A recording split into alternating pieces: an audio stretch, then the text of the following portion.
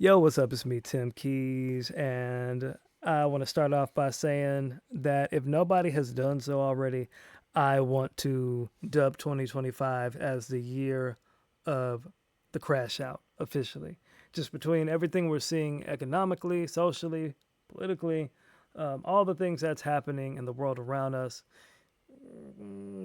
I firmly believe we're just seeing the crash out. And that is also including the entertainment industry and the music industry at large, and my guy Timberland.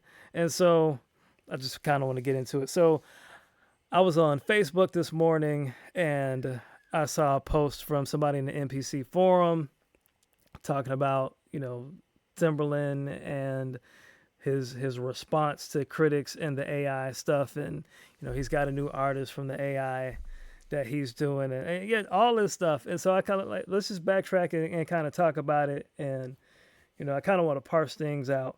So let me start off by saying one thing or a few things. As far as I'm concerned, there are no heroes. Let's make that clear. There are no heroes.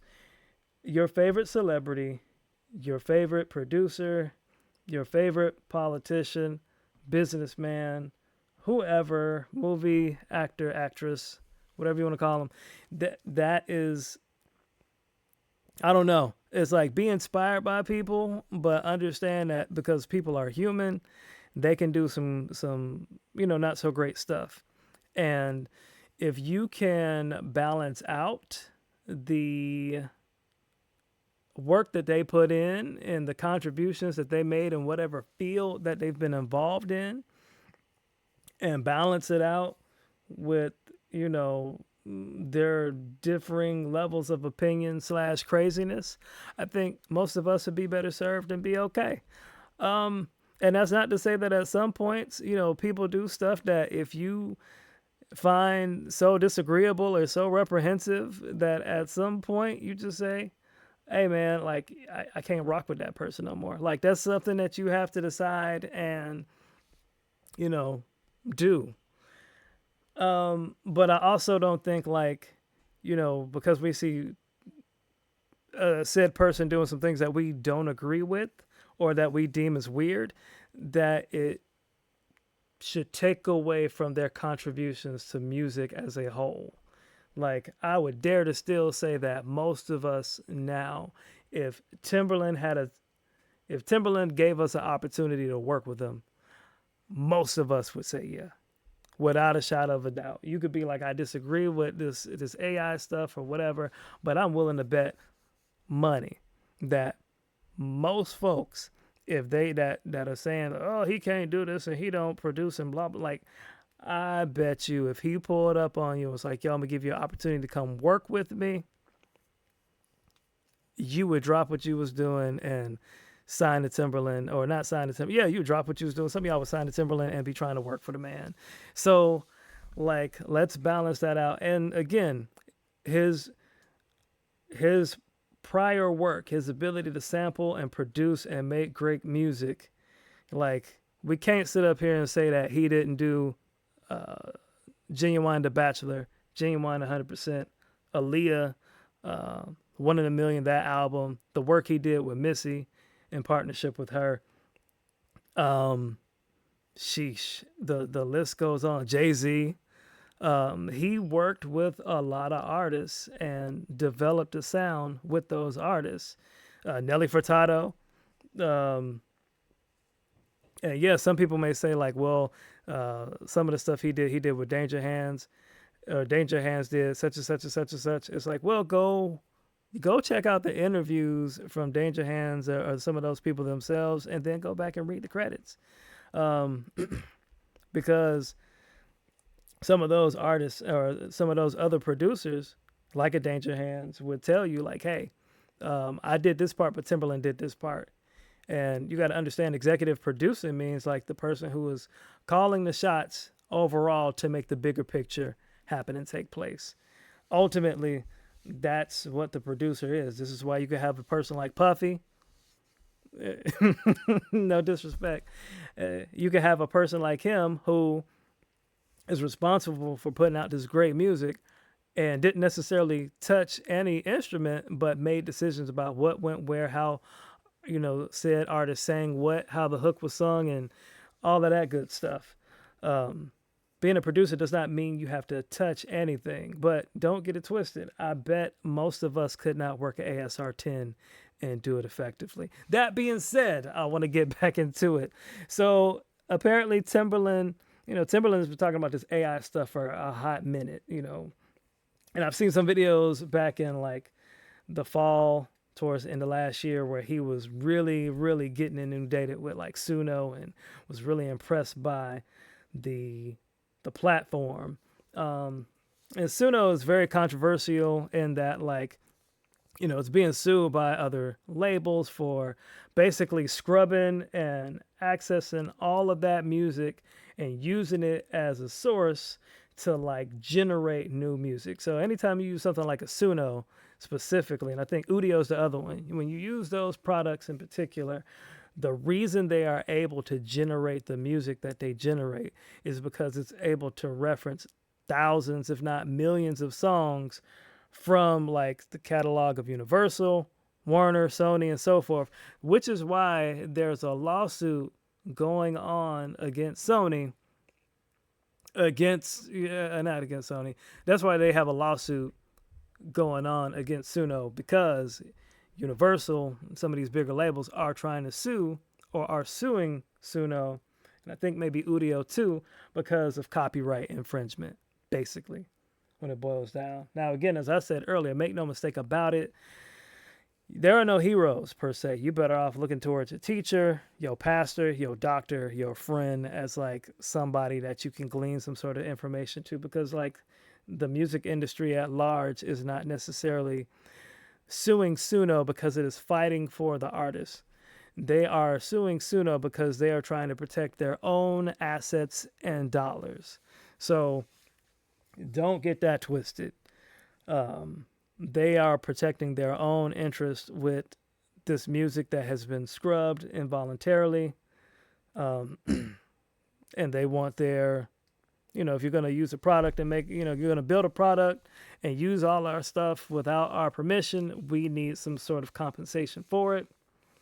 And I wouldn't be surprised if at some point some sort of partnership is made between those, two parties, Suno and, the different labels that are suing, Suno and whatnot. Yeah, man. But that being said, Timberland has been all in on this AI stuff, and he's made some controversial statements like music has no soul in it, and AI has more soul than Suno, which I could kind of see where he would say that, but then like it's kind of I don't know, it's weird. It's weird to me. I could care less either way about what Timberland does in terms of, what platform he creates and all that stuff. If it's helpful, it's helpful. If it's not, it's not. But, at this point, he's got artists generated from AI, built with AI, named Tata. So this is Tata. And I mean, when I hear Tata, my brain doesn't necessarily go to artistry. It goes to a different direction that I am not at liberty to say right now because children may watch this video. But Tata. So we got Tata, and Tata is supposed to be the future of music. And so, time will tell. We'll see what happens. He says Tata's not an avatar. She's not a character, but rather a living, learning, autonomous music artist built with AI. Tata started something bigger and is the first artist of a new generation. I don't know. I mean, so I've heard some of Tata's music, and then I guess I'll kind of get halfway spicy because I'll just do it. The Tata's the person or the part of what is feeding Tata from the vocal standpoint and from the music lyric standpoint is this woman right here. And her name is Zara Scurley. Now, apparently, she's got a video where she talks about this situation with Timberland, and how she has some frustrations in that she would love to actually record and just do the song directly instead of like taking the time to write the lyrics and the tracks that get fed to Tata and then that gets spit out that we reference. You can check that out on Weaver Beats' situation. I'm not going to play it. I'm not trying to get, you know, copyright struck by nobody, but I saw it from Weaver Beats. Shout out to him. This is the chick. I looked her up. She's on a couple of different pages, Instagram, TikTok, maybe Twitter. I ain't checked Twitter yet.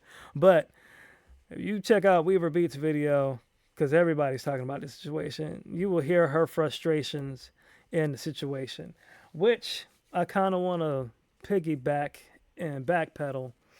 And let me get off of this because I was trying to look for the video I'm about to reference in a few minutes.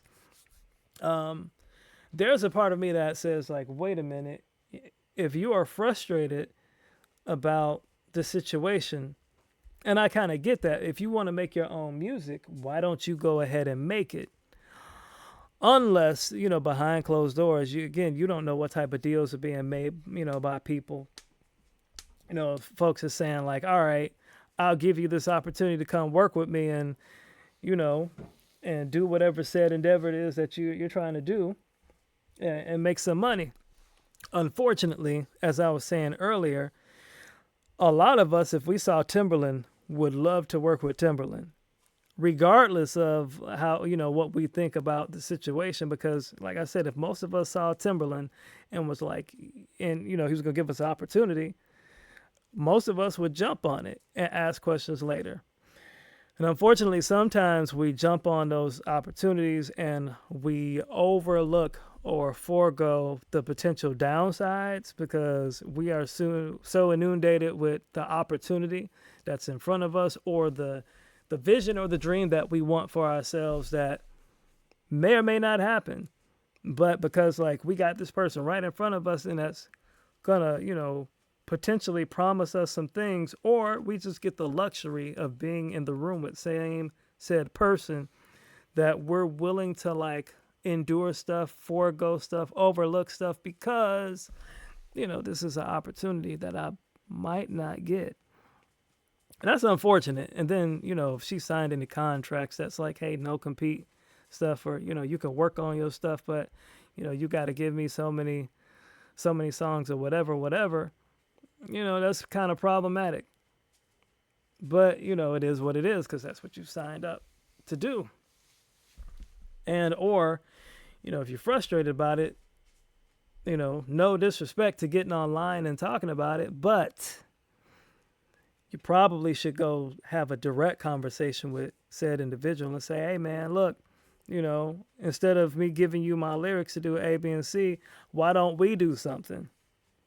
But again, if you sign some paperwork, now you are contractually obligated to fulfill the terms of those contracts because that's what you sign. I hate to go there, but, that is the reality of the situation. So we got Tata. Tata's being fed by old girl. Old girl is frustrated. Timbaland has said, Timbaland has said some spicy stuff. I'm going to kind of circle back to the the soulless music comments. I agree and I disagree, but I agree, and it's a little bit of both, and I'll go back to that. So again, the video from the NPC group, I saw this and I was like, all right, what in the world is this? Let's get rid of ABC. I don't really care about no basketball game. Let me get rid of that because I just needed that for the artist. I don't need to be in no bibliography. because this is the only work I'm doing right now. So check this out. Timbaland fired some shots. He has some spicy stuff to say. I'm going to play the whole video. I ain't muting nothing. It'll be okay. AI is ruining music. Whatever. Go ahead and cry me a river, since Timbo Stamp is on that too.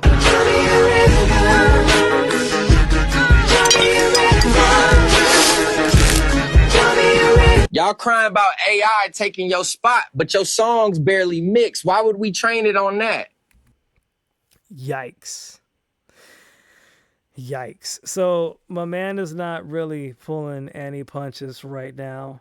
And yet he's not lying. Like a lot of us, including myself, you know, I can always work on improving my mix and having a good mix. And, you know, unfortunately, I've been around some up and coming and inspired producers that, you know, want to be, you know, in the music industry in a high level. And sometimes I listen to the music and it's like, all right, we got to go back and work, and we got to work on like some of the sonics and the frequencies and making sure things sit right, because they don't sound good. I've seen some people, you know, bless their hearts, no disrespect, but like, you know, not understanding like the basics of melody, song structure, or like something as simple as if I pull a sample and I use a sample, like, and then I try to pull a melody and I use a different melody that's, you know, got two different samples. Like, you got to make sure they like sync together. Like the timing can't be off if you use two different samples or just one sample, and then like you try to make your own melody. Like the basics, right? Like make sure they like come together and sync. And then if you say, hey man, like that doesn't fit together, and then like I'm gracious and I listen to it for about a good 30 seconds to a minute to try to like see like, okay, if it's a cadence thing and we switch the cadence up and make it work, and it's still like off for the whole duration, where like the samples and the tempo from each, they just don't line up, and that's an easy fix. Like, yeah, you got to work on that. And unfortunately, I've personally seen that. I've seen that happen quite a few times. And so, yeah, man, like, he's got a point. Sometimes, I had a mentor tell me, sometimes criticism is true. Like, it's criticism and people can be mean about it, but it's true. In my case, I need to work on my sound in these videos, and stuff is too low. And I understand that. And that's okay. I'll work on that one day, but not today. Let's proceed. Man, y'all scared of AI, but record every hook in Melodyne. Wow. He said, y'all scared of AI, but record every hook in Melodyne. Now, I don't know about the recording every hook in Melodyne part, but I can tell you, like, I know a lot of folks use Melodyne for the sauce. A lot of folks use Melodyne for the sauce, because Melodyne is one of those programs that, I don't know if I shared it years ago. I know like RipX, right? RipX is another program. You can take RipX and Melodyne, depending on the version, and you can feed it polyphonic audio. And once you get that polyphonic audio, it can be converted to MIDI. And then a lot of folks take that MIDI and then just put a different instrument on the top of it.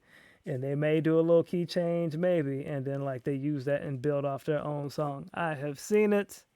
I have seen it. I have seen it. And so, yeah, like if we're going to complain about originality, and that's not necessarily what they're saying, but I'm saying that because I've seen it. Folks take polyphonic audio from records, take it and convert it to MIDI, and go to work from there. Even the splitting of stems, right? We use FL Studio or Logic or MPC software, because it's got the new stem splitting feature to, rip the drums, rip the whatever. Like, and I've showed some of this stuff. I may still have it in my own library and YouTube, like in some of the older videos where like there's resources that will do this stuff. But if we're talking about originality, can we really complain about originality when this stuff is done? And it's been done for a couple years now. by folks. Ableton does polyphonic audio to MIDI. Reason does monophonic audio to MIDI. Like, like there's tools out there that have done this stuff, and there are people who use these tools in different ways. And so if we're talking about creativity or the lack thereof,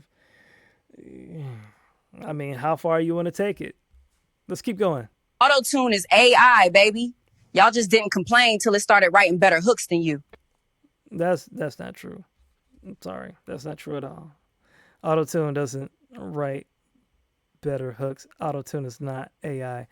Autotune, if I'm not mistaken, is a form of phase vocoding synthesis. If I'm not mistaken, it's like the evolution of the vocoder, where the vocoder, you ran your voice through it and you press the keys and you got the stuff, and you did different things. Auto tune is an evolution of that, except for its pitch correction. It does it in real time, and if I'm not mistaken, it's through what is called phase vocoding synthesis. If I'm not mistaken, I could be wrong. I read an article years and years and years ago, but it's not AI. It will help you sing better though, and that's another deal, because one could argue that we don't sing like we used to. For all the R&B singers out there, it used to be a time in R&B when you had to actually be able to sing the song. Go back and reference those 90s songs. Some of those early 2000 songs, you used to have to sing for real. You don't have to sing for real no more. Now it's to the point where I've seen performances of folks and they sing in auto-tune live, because, auto-tune used to be the problem where, auto-tune used to be the problem. If you performed live, you couldn't use auto-tune because it was monophonic, and if the crowd was singing with you, it would mess everything up because of the process. It's one voice, but it's not the case no more. Auto-tune is on people's mics in a lot of cases when they be singing live, and there have been performances of folks who've they were practicing and singing, and oh man, it's a hot mess. So yeah, my point is, even though I'm critiquing some of his comments, we do use these tools, and it has altered the craft a little bit. Timbo ain't the villain. He just not babysitting y'all no more. You want opportunity, but ain't got output. You worried about AI stealing your sound? Bro, you ain't got one. Pause. He said, "Y'all ain't got one." I will definitely say. I mean, that's pretty brazen, to put it nicely. It's pretty brazen. But there's a point in criticism, right? And some of it is what it is. The landscape of music has changed. And, I'll circle back to this in another video because I kind of want to touch on this topic a little bit more in depth. But yeah, the landscape of music has changed. It has always changed. But I mean, how far do you want to take this though? Because the reality is, yes, music has changed. We don't do stuff like we used to. We use, how many folks use Splice? How many of us have Arcade? You push the button and spit out something for you. It's a way to get ideas. Folks use Splice. Almost everybody use Splice. Or now it ain't nothing for folks to get on the internet, go on Reddit or wherever, pull up your favorite, Detroit drum kit, sound trap, drum kit, whatever for 2025 and get busy. And unfortunately, if I want to keep it a bean, a lot of those drums be the same exact sounds that we were using 10 years ago. That part is true. Anybody can get access to doggone cymatics and get the cymatic samples. Most of the kids got them. There is no new sound. Everybody using the same sound. That is true. However, it was also true that at one point in time in music, people looked down on sampling. We've always had barriers to music. I can remember back in the 90s when I was little, my parents hated rap music, and they would listen like when the songs would come on. It was like, "Yo, this sound like the song from the '70s," or like I can't tell you how many times like a record would come on, and my dad would be like, "Yo, they stole this from this other joint from the '70s," or like they stole this from this loop here. And so it's like the reality is like we've always been doing it. Like we've been sampling for it. I mean, that's part of hip hop. You could argue that the ease of access and technology, the Melodyne reference, the auto tune reference, we share sounds differently now and distribute sounds among each other now. Like that's more of a byproduct of how things have changed. And they don't, it's not the same as what it used to be. It is what it is. The B sides to that is like, all right, I would hear growing up like, all right, again, like, can you play music? Like, I came from a family where like I learned how to play an instrument. I can't play it worth two licks no more, but back in the day, I had to play an instrument. I played multiple instruments. I used to play piano, organ, clarinet. Don't ask me why about the clarinet, but clarinet, bass clarinet, and so forth. And if you wanted to do the records or whatever, like you had to be able to play something. But that's not necessarily the case. And you ask the question, should it be? If we want to make music accessible to people, then there's a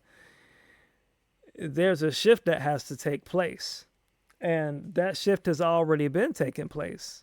And with every removal of the barrier, there's a B-side to that. So on one end, like, we could argue like, yeah, back in the day when I used to want to make beats, I had to buy the MPC and it cost me $3,000 for the MPC or whatever drum machine replaced MPC with ASR10. I had to drop 2,500 on the ASR10, and it hit differently.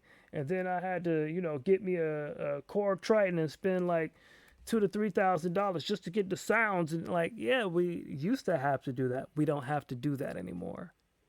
Things have changed. And unfortunately, to some extent, the money has changed too. But the reason the money has changed is because folks advocated for it. When they advocated for streaming, they changed the landscape. And that hurt people's money because you used to be able to get some almost money selling CDs. You can't really get no almost money on Spotify. And I'm not saying Spotify is bad or streaming is bad. It's just a different landscape. And it is what it is. And likewise, like it is what it is. We do stuff differently. But how far do you want to take that? Do you want to take that to be like you're not a real producer because you use FL Studio and use like a chord generator? Or it's like, should we just focus on like, does it sound good? And then like, can we help the next generation of upcoming artists and producers where we can take what's modern and what's current and elevate it and build a new sound? I think that's more of a valid idea. And that's, I don't know, I kind of like my brain shifted and went off in a different direction. But like all the critiquing, it's like, all right, it is what it is.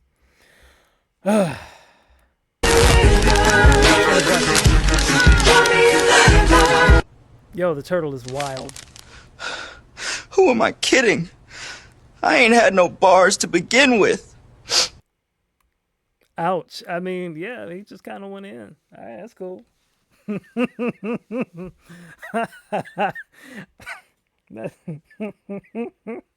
You make a person mad and say something, they're going to say something back.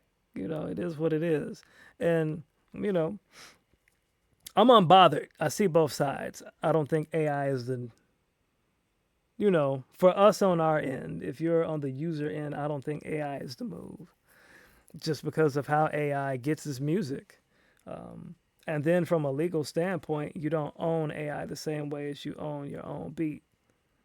But then again, like, we already out here sampling and trading sound kits and using sound kits and going on Reddit and going on Splice and, cymatics and getting all these, our different kits and whatnot. It is what it is. Times have changed. Um, I can look at this stuff and be like, yo, it is what it is. I respect Timberland. I respect his talent. Um, you know, I respect his work. But I guarantee you, like anybody on the wrong day, like if you met them, depending on what was happening, they would they may or may not be the person you think they were. Or, they may change and, grow into something that we may or may not appreciate as they get older. That happens. It is what it is. Watch how you live. Make sure it ain't you. If you're that worried about it, make sure it ain't you that does that. But on the flip side, this is just business. Um, this is just business, and it is what it is. The music has changed. A lot of stuff has changed. We do type beats. It is what it is. And with that, now AI is a byproduct of that. And so, you know, how it works and how it will work, only time will tell. Um, the auto tune is AI. Y'all ain't complain when it started writing better hooks than you. But auto tune ain't AI. I get your point though. It is what it is. It is what it is. I'm gonna get off of here. Shout out to the internet, and you guys let me know what you think. How do you feel about these comments from Timberland? And keep it respectful.